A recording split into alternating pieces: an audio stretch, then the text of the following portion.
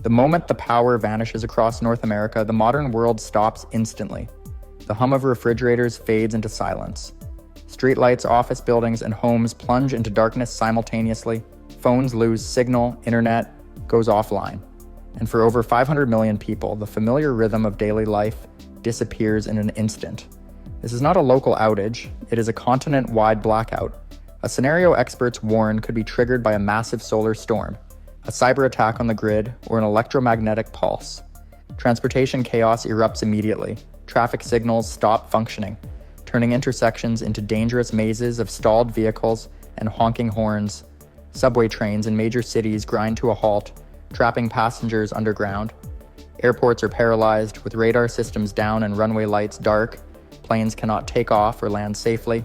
Highways quickly gridlock as motorists attempt to navigate without electronic guidance, creating cascading delays across the continent.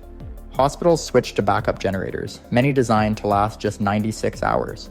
While this keeps critical life support systems running temporarily, fuel shortages and logistical barriers make resupply nearly impossible on a continent-wide scale. Medical teams must make impossible decisions: which patients receive care and which procedures can be delayed. Vulnerable populations, those on ventilators, dialysis, or other essential equipment, face immediate life-threatening risk. Communication systems begin to collapse. Cell towers, data centers, and internet hubs rely on electricity to function. Even with emergency batteries or generators, their backup lasts only hours or days. As each system fails, first responders and government agencies struggle to coordinate. News becomes scarce, and people are cut off from information, unable to contact loved ones or understand the scope of the disaster. A creeping sense of isolation spreads and the realization sinks in. This blackout is not temporary, it is the start of an entirely new reality. As the first day turns into the second, the fragile veneer of modern life begins to crumble. Water systems fail almost immediately in many urban areas. Electric pumps stop running and municipal treatment plants grind to a halt. Gravity may provide minimal water flow to lower floors in some buildings, but residents in high-rises quickly find their taps dry.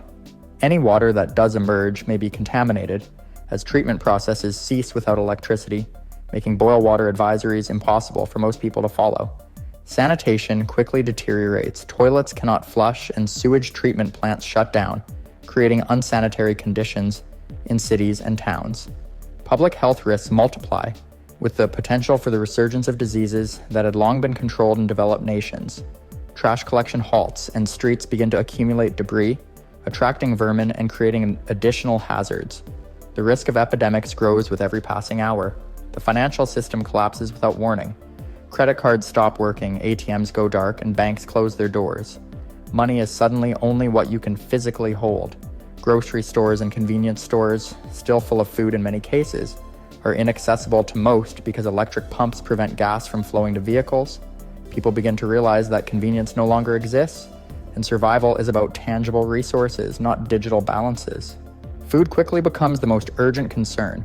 Refrigeration stops working, causing perishable items in homes and stores to spoil rapidly. Panic sets in as people scramble for whatever supplies remain. Looting begins in some areas, fueled by desperation rather than malice.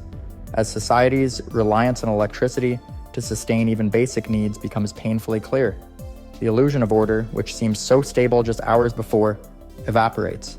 The thin thread holding daily life together has snapped, leaving millions facing the first real test of survival.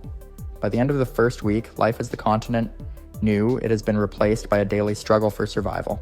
The supply chains that once delivered food, medicine, and fuel have completely collapsed. Grocery stores, warehouses, and pharmacies sit empty or are looted, leaving only what people can carry or defend. Without refrigeration and transportation, fresh and perishable food is gone within days. Canned and preserved goods become precious commodities, often guarded jealously by those who obtained them first. Urban areas, densely packed with millions of people, turn into epicenters of scarcity and danger. With no electricity to power communication or emergency response, law enforcement is overwhelmed. Cities become increasingly unsafe, and many residents begin to flee on foot, seeking rural or suburban areas where resources may still be available.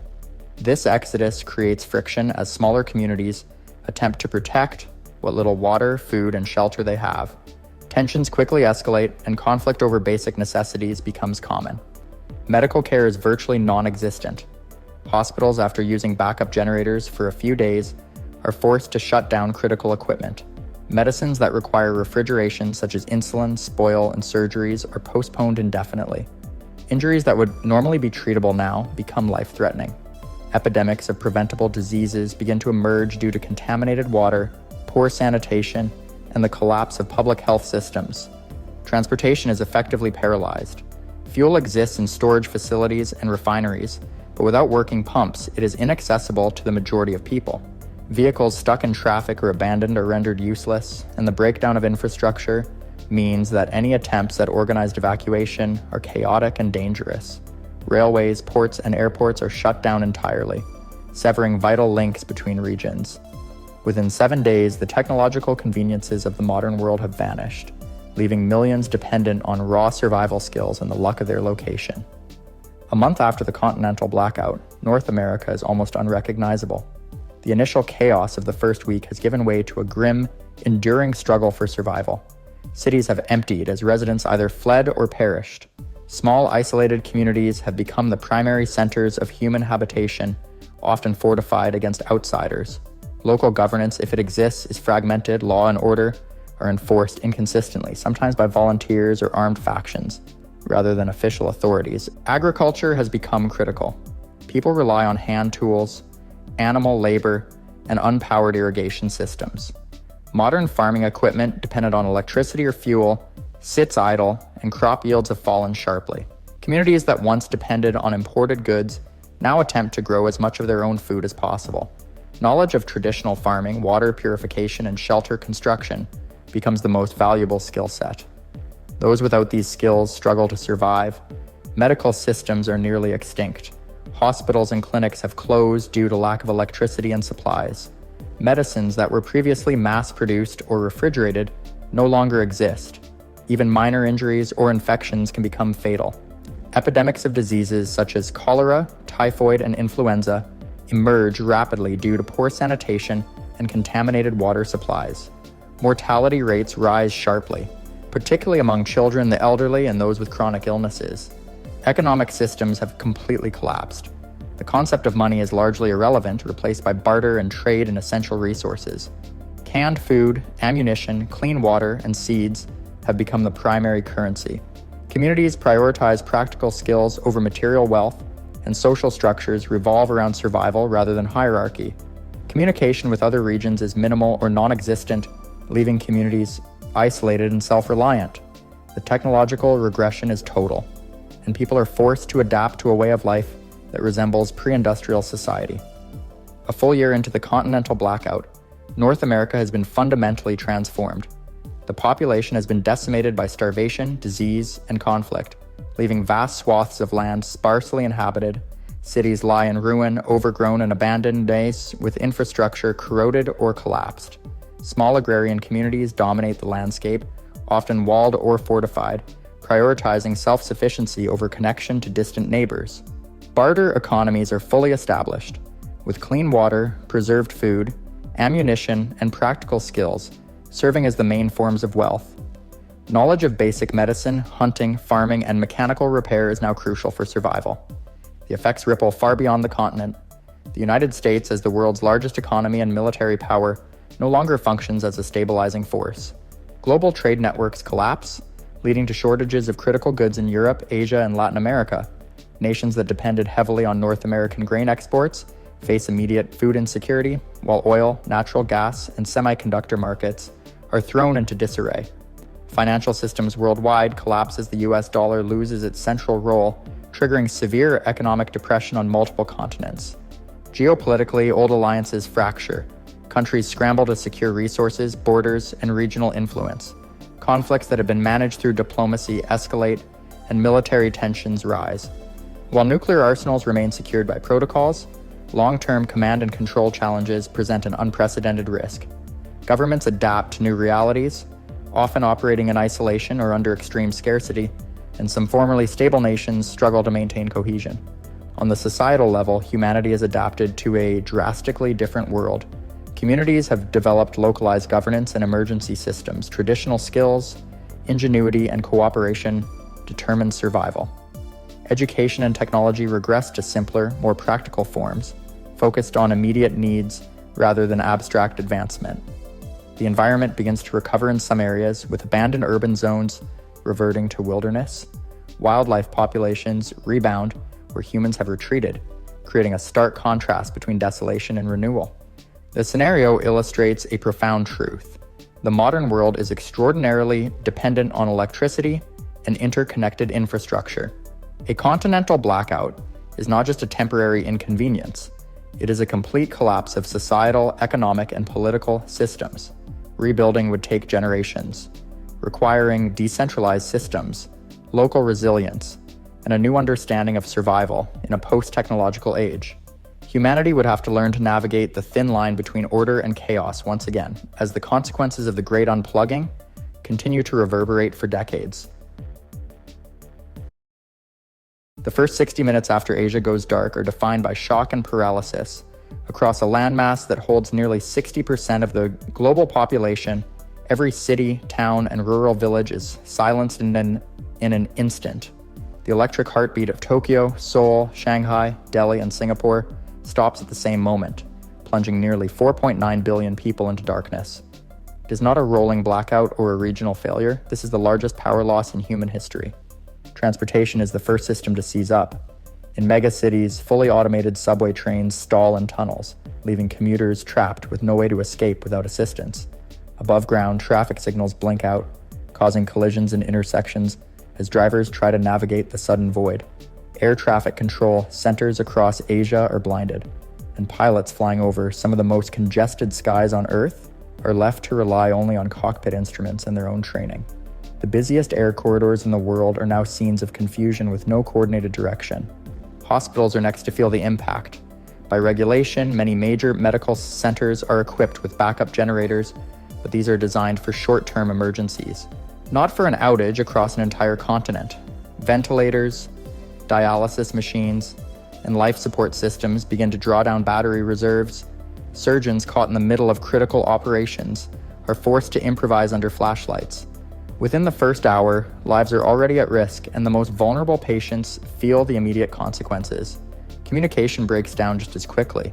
Cell towers have a limited backup power, but the sudden demand overwhelms networks. Landline systems, which depend on powered exchanges, also fail. The internet, built on a dense mesh of servers, data centers, and undersea cables, flickers into silence from the eastern seaboard of Russia to the island nations of Southeast Asia. Families lose contact with one another. Governments cannot issue instructions. Emergency responders cannot coordinate rescues. For billions of people, the world suddenly contracts to the radius of their own neighborhood. Rumors spread in place of news. Streets fill with worried residents who stare into a sky that should be glowing with city lights but is now pitch black. The silence is unlike anything they have ever experienced. No hum of machinery, no electronic noise. Only the growing sound of voices filled with confusion and fear. In this moment, Asia has not just lost its power, it has lost its sense of stability. As the first rays of daylight sweep across Asia, the enormity of the crisis becomes impossible to ignore. Overnight, confusion transforms into full awareness. The largest continent on Earth has been completely unplugged. In cities like New Delhi, Manila, and Kuala Lumpur, water taps fall silent. Municipal pumps, dependent on constant electricity, can no longer push water through the vast networks of pipes. Families in high-rise apartments quickly realize that their homes, once connected to reliable utilities, have become isolated shells. Buckets and bottles are carried down stairwells as residents search for nearby wells or rivers.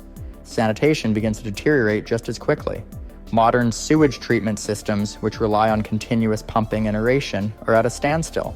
Wastewater overflows threaten to seep into drinking supplies, creating the perfect conditions for outbreaks of waterborne diseases.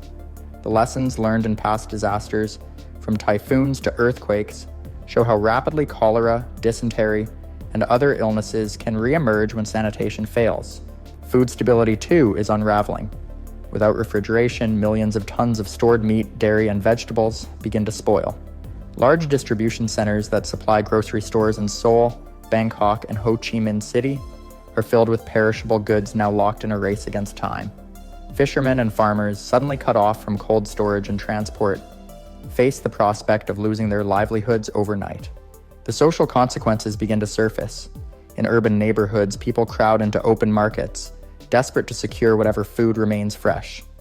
Some merchants raise prices as supplies dwindle, while others simply shut their stalls to avoid chaos. Law enforcement, hobbled by their inability to coordinate or communicate, struggles to maintain calm. Isolated patrols walk the streets, but without functioning radios or vehicles, their reach is limited, and the atmosphere is not yet outright panic, but the strain is visible everywhere. Families huddle on rooftops and in courtyards, whispering rumors and speculating about what has happened. For the first time, many realize this blackout is not a local issue, nor even a national one. It spans an entire continent. The thin fabric of order that holds the modern city together has been stretched to its breaking point, and with each passing hour, the world edges closer to unraveling. By the 12th hour, the crisis in Asia has already spilled far beyond its borders. The world's financial networks, built on constant communication and digital transactions, feel the shock in real time. In Tokyo, Hong Kong, and Shanghai, stock exchanges remain dark. Without even the possibility of opening, global investors are left staring at blank screens. Asia represents more than half of the planet's economic output, and its sudden silence sends ripples across the interconnected system. In Europe, the markets in Frankfurt and London begin the day in freefall. Automated trading systems designed to react instantly to volatility struggle to process an event that has no precedent: the disappearance of billions of consumers and the shutdown of entire manufacturing hubs. Within minutes, billions of dollars in value vanish, triggering waves of margin calls and forced liquidations. Energy markets feel the shock as well. Asia is the largest importer of crude oil, natural gas, and coal. Tankers bound for Chinese and Indian ports are suddenly without destinations. Prices swing wildly, initially plummeting due to the loss of demand, then spiking as traders realize that without Asia's refineries and factories, the global balance of energy production and consumption has collapsed. Shipping and logistics are paralyzed. The ports of Singapore, Shanghai, and Busan normally handle a massive share of the world's container traffic. With them frozen, insurance companies halt coverage on vessels headed into Asian waters. Shipments of electronics, textiles, and machine parts are stranded at sea, unable to unload. Even companies thousands of miles away in South America or Africa feel the disruption within hours as cargo contracts are voided and delivery schedules collapse. Banks in New York and London scramble to protect themselves, but with Asia's financial institutions disconnected, the chain of debt and credit grinds to a halt. Currency markets swing violently as investors flee from Asian currencies, which can no longer be traded reliably. The dollar and the euro surge in strength, but even that stability is an illusion. Without Asia's participation, the system itself is breaking. The financial world has experienced crashes before: the Great Depression, the global crisis of 2008, but never a disappearance of this magnitude. In half a day, the blackout in Asia has mutated into a global contagion. By the time Wall Street's opening bell rings, it is clear this is not a regional disaster. It is the first domino in a collapse that threatens the very foundation of the modern economy. At the 24-hour mark, the consequences of Asia's blackout extend from financial markets into the physical backbone of the global economy. The most immediate fracture comes in the supply chain, the invisible system that keeps factories running and store shelves full. Modern manufacturing depends on components that move across borders daily. Nowhere is this clearer than in the electronics sector. Taiwan produces more than half of the world's advanced semiconductors, chips that power everything from smartphones to cars. With its fabrication plants offline, assembly lines in Europe, North America, and beyond begin shutting down within hours. The automotive industry is next.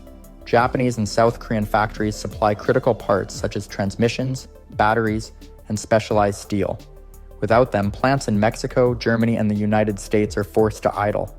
A car today can require over 30,000 individual components, and if even one is missing, the line grinds to a halt. Pharmaceutical supply chains face the same fate. India and China together manufacture the majority of the world's generic medicines and key active pharmaceutical ingredients. Hospitals outside Asia suddenly find their inventories dwindling. Treatments for conditions such as hypertension, infection, and diabetes begin slipping into shortage, threatening lives far beyond the blackout zone. Global shipping tells a similar story. The port of Shanghai alone normally handles more than 40 million containers each year, making it the busiest in the world. With it and other Asian hubs like Singapore silent, shipping companies scramble to reroute vessels, but few alternatives exist at the same scale. Thousands of ships sit stranded, their cargo unable to reach markets. Air cargo is equally paralyzed. Major hubs in Hong Kong, Incheon, and Beijing together process millions of tons of goods annually. With these airports inoperable, everything from fresh produce to critical electronics. Components cannot move, perishable goods spoil on tarmacs, and global retailers brace for empty shelves. By the end of the first day, the realization sets in. The blackout is not just a regional power failure, it has severed the arteries of global trade. The world has spent decades building a system where every region depends on Asia's factories, ports, and resources. In one day, that system has been switched off. After 7 days in total darkness, the disaster inside Asia has shifted from economic paralysis to a profound humanitarian emergency for nearly 4.9 billion people. Survival itself is now the central struggle. Food reserves in homes and shops are nearly gone. Without refrigeration, much of the stored food supply spoiled within the first few days. In countries such as India, China, and Indonesia, where hundreds of millions rely on daily markets rather than long-term storage, the shortages are immediate and severe. Urban centers, dependent on constant resupply, begin experiencing hunger riots as desperation overtakes order. Water is just as critical. Municipal pumps, which rely entirely on electricity, have now been dry for a week. In cities like Manila, Karachi, and Dhaka, families wait in endless lines for a chance to collect water from wells or rivers. Without proper sanitation systems running, those same rivers become contaminated, accelerating the spread of diseases such as cholera and dysentery. Healthcare collapses even further. Patients requiring refrigerated medicines like insulin or blood products are among the first casualties. Dialysis clinics, which depend on both clean water and reliable electricity, are forced to close, putting millions of lives at immediate risk. Vaccines, many of which must be stored cold, have already spoiled, leaving populations vulnerable to outbreaks. Rural areas suffer differently. In parts of South and Southeast Asia, irrigation systems powered by electricity no longer function. Crops that depend on pumps for water begin to fail, raising the specter of famine in the coming months. Farmers are unable to transport what food they do harvest, as fuel distribution networks also rely on electricity to operate. Governments attempt to maintain control, but with communication systems down, coordination is almost impossible. In some regions, the military is deployed to maintain order, yet even soldiers face the same shortages of food, fuel, and medicine. Social unrest grows, with the communities turning inward, relying on local networks rather than national leadership. Outside Asia, the international community struggles with the scale of the crisis. Delivering aid to nearly 5 billion people is an almost unimaginable challenge.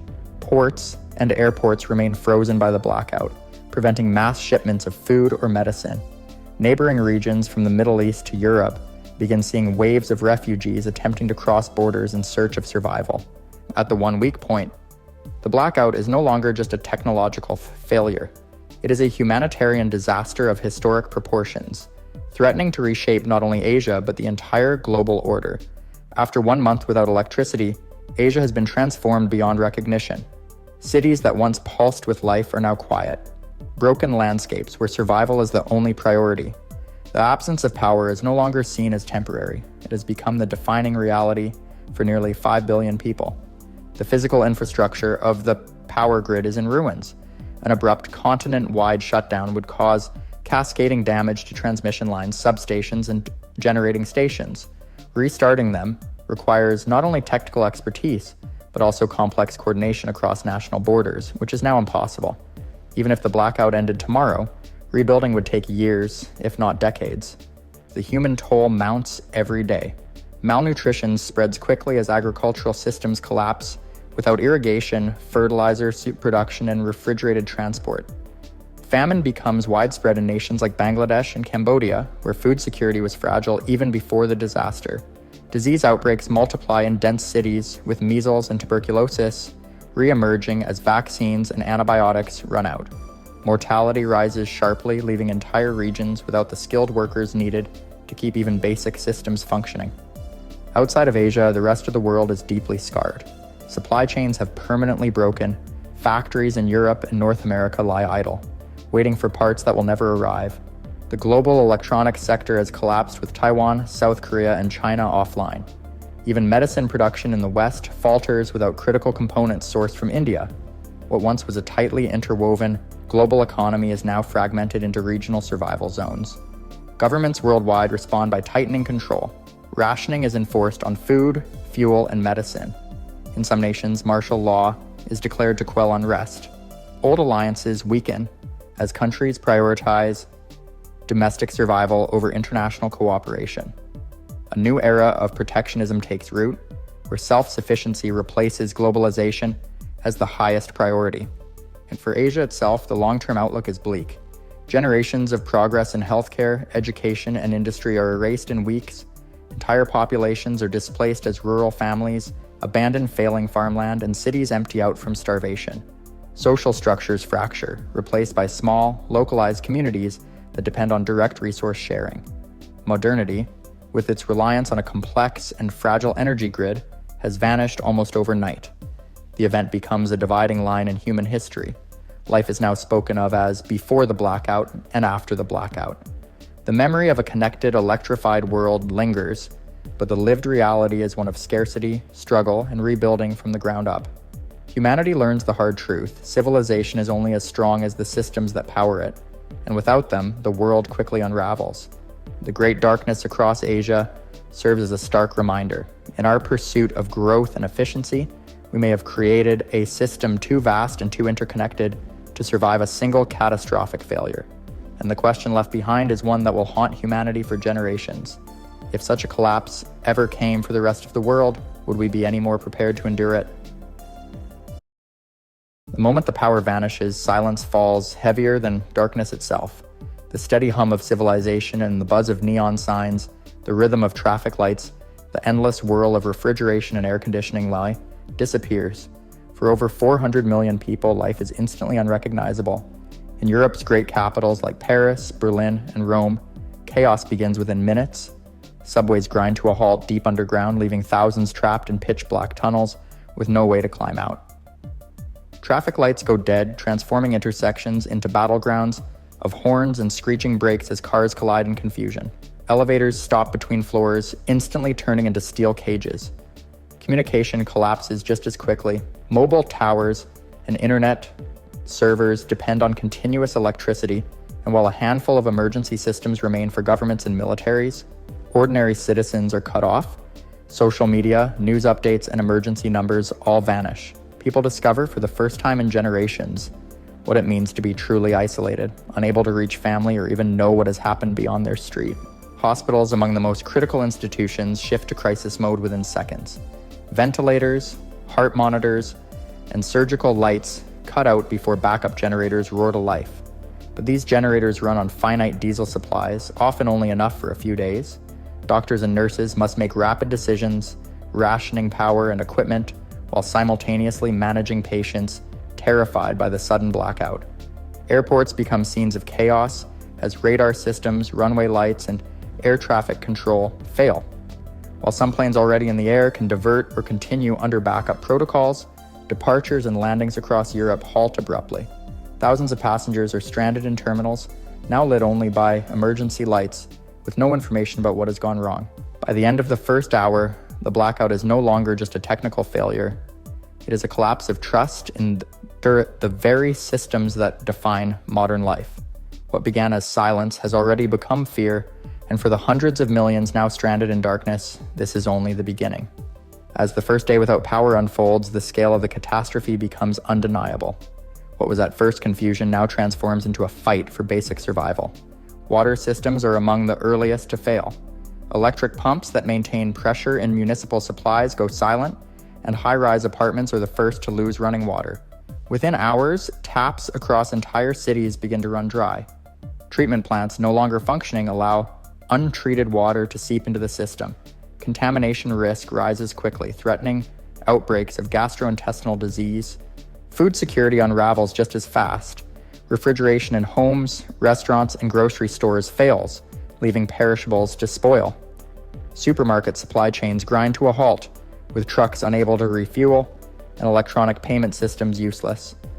By the afternoon, shelves are stripped of bottled water, canned food, and medical essentials. Cash becomes the only reliable form of exchange, but even that quickly loses value when goods cannot be replenished. Public order is strained as desperation grows. With police radios down and emergency services overwhelmed, law enforcement response times stretch to hours, if not longer. Opportunistic crime rises, and many citizens begin to guard what resources they have. The sudden disappearance of surveillance systems, alarms, and street lighting creates opportunities for theft and violence under cover of night. Transportation paralysis deepens. Electric rail networks, which carry millions of passengers across Europe daily, remain frozen. Roads clog with vehicles as fuel stations shut down without power to operate pumps. Air travel, already disrupted in the first hour, halts completely, severing cross-border mobility. What was once a connected continent fractures into isolated pockets, with movement restricted to those who can walk or cycle. Healthcare faces mounting pressure. Backup generators, though still running, must be rationed to the most critical areas, such as intensive care units and emergency wards. Non-urgent treatments are cancelled outright. Pharmacies cannot restock, and hospitals begin running low on vital supplies such as insulin, antibiotics, and blood for transfusions. Patients requiring continuous care outside hospitals, such as those dependent on home dialysis or oxygen machines, are left in life-threatening conditions. As night falls, a darkness not seen in centuries cloaks Europe. With no streetlights, no house lights, and no glow of cities on the horizon, the continent sinks into an unsettling silence.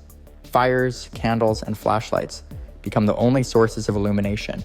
For many, fear of the dark becomes very real, as communities brace themselves for an uncertain second day. By the end of 24 hours, Europe is no longer functioning as a modern society. The systems that underpin daily life, water, food, healthcare, transportation, and security, are cracking apart. For the hundreds of millions living through it, the first day has already become the longest day of their lives. By the third day without power, Europe has crossed into a true survival crisis. What began as confusion and disruption has now escalated into widespread desperation. Water scarcity becomes the most immediate and deadly threat, with municipal pumps still offline. Reservoirs and household storage are drained. People turn to rivers, ponds, and fountains, but without treatment plants operating. These sources carry dangerous pathogens.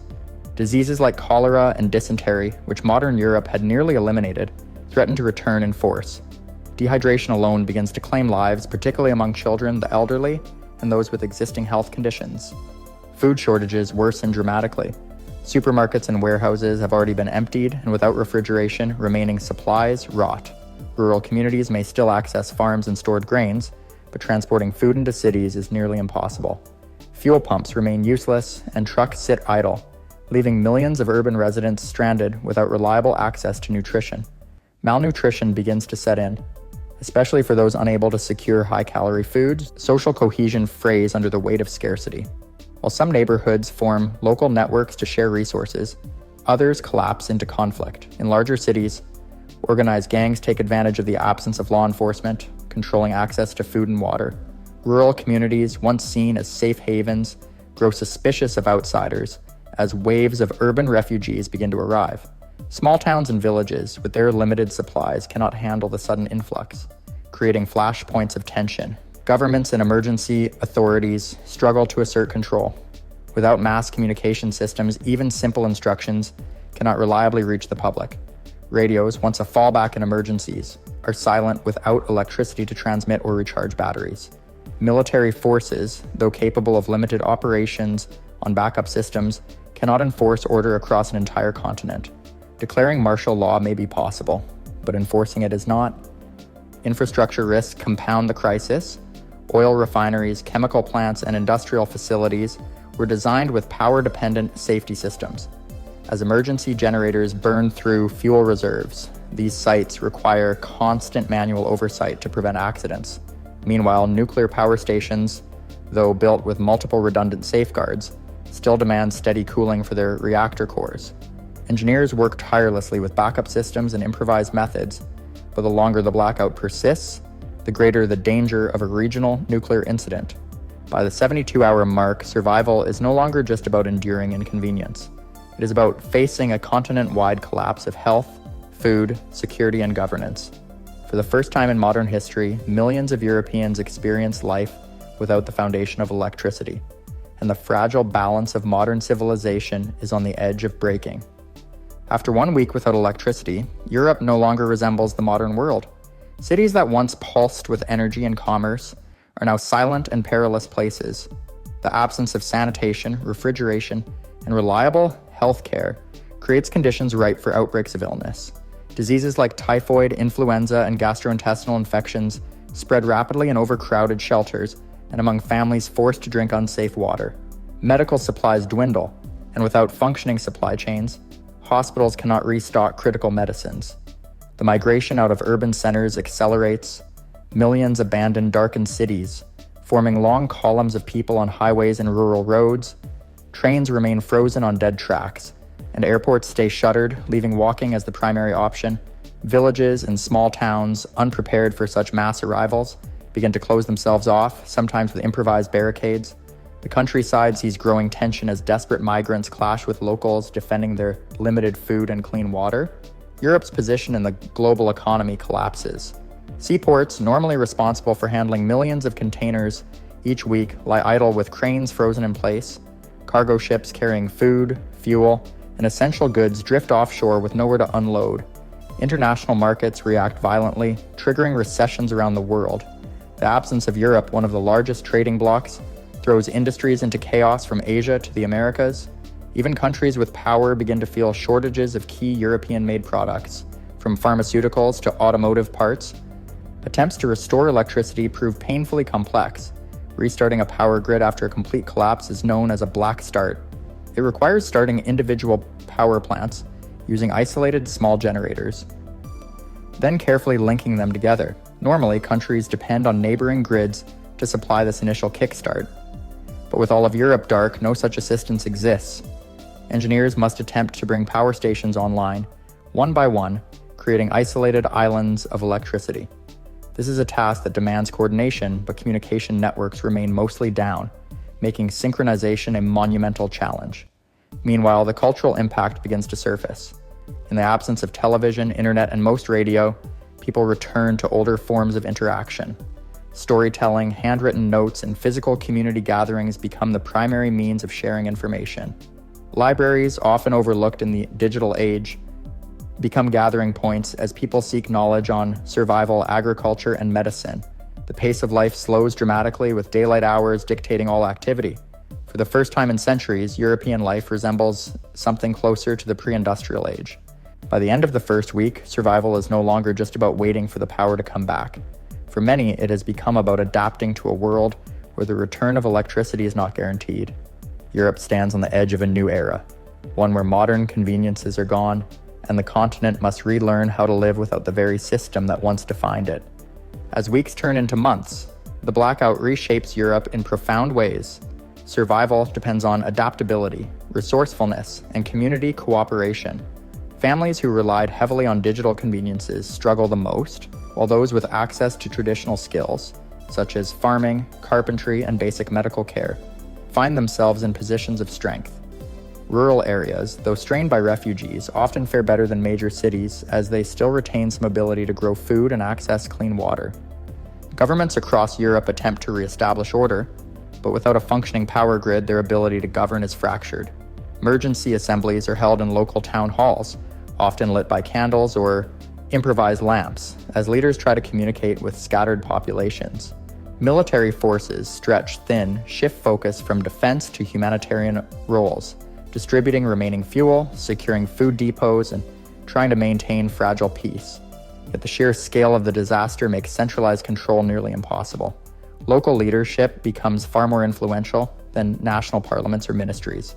The threat of nuclear power plant failures remains a shadow over the continent, while engineers manage to prevent immediate catastrophes through manual cooling methods and carefully rationed fuel. The long-term safety of dozens of reactors remains in question. Maintaining them without stable electricity requires constant human effort, and every delay in restoring grid power keeps the risk alive. International teams from Africa, the Americas, and Asia offer assistance, but transportation bottlenecks limit how quickly help can arrive. Economically, the continent faces collapse. The European Union, long a symbol of unity, fragments under the pressure. Countries previously tied together by shared markets and currency begin prioritizing their own survival, breaking long-standing agreements. With ports closed and factories idle, unemployment reaches levels unseen in modern history.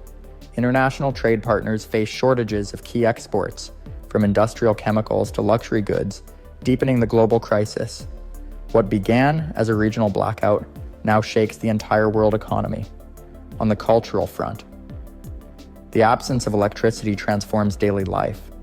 Nights are dominated by darkness, forcing people back into rhythms dictated by sunrise and sunset. Cities once alive with nightlife and constant motion become hushed and still after dusk. Communities rely on bartering systems, exchanging skills, food, and tools in place of collapsed financial networks. Schools, when they manage to reopen, use chalkboards and paper instead of computers, teaching survival skills alongside traditional lessons. Gradually, small successes emerge. A handful of engineers manage to restart isolated hydroelectric plants in mountainous regions, providing faint glimmers of light in nearby towns. These islands of power become lifelines, drawing displaced families and becoming centers of rebuilding. But progress is slow. And for much of the continent, electricity remains a distant dream. For millions, the blackout defines a generational shift, one that forces people to reconsider what progress means when the most advanced systems can fail so completely. The final question lingers. Could Europe recover fully from such a catastrophe? History shows resilience in the face of disaster, from wars to pandemics, but the timescale is uncertain. Some experts suggest that with coordinated international aid and functioning infrastructure, a full restoration might take months. Others warn it could take years before Europe regains anything resembling its former technological society. What is certain is that the blackout leaves a permanent scar. It reveals just how fragile the foundation of modern life truly is. Europe, once a beacon of progress and connection, now serves as a stark reminder that civilization rests on a fragile grid of wires and circuits. When that grid fails, so too does the world we thought unshakable.